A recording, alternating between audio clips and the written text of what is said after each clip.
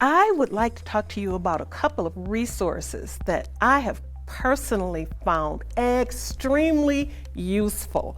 I mean, I'm telling, get this book, take this course. The ISO 27001 ISMS Handbook and Control Book by Cees van der Vens is a wonderful resource for anyone looking to implement the standards newly into their environment or transition from the 2013 version into the 2022 version.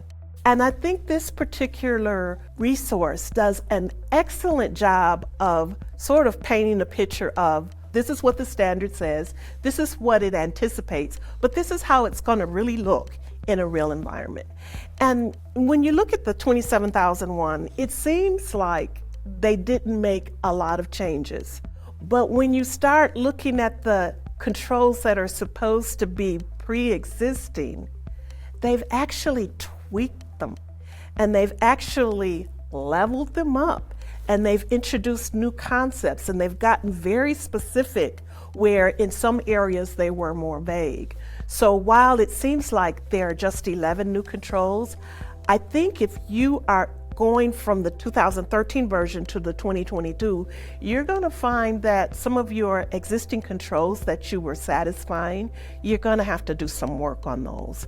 And I think having a resource other than just the standards themselves will support you bringing that language into a real work environment and actually being able to have meaningful conversations with control owners so that they know what is expected and they can assess their readiness to be audited against the new standard.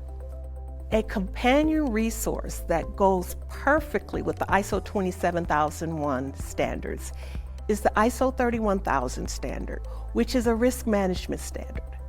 It actually does a great job of peeling back how do you evaluate risk in the context of ISO. And you can get a wonderful course on Udemy by Abraham Glook.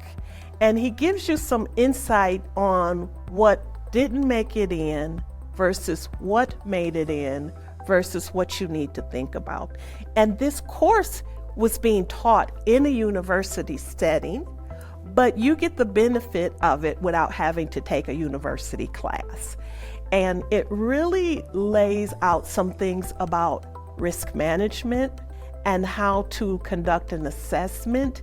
And it is an excellent companion for 27001, even if you're not going for that certification, because risk management is a part of 27001.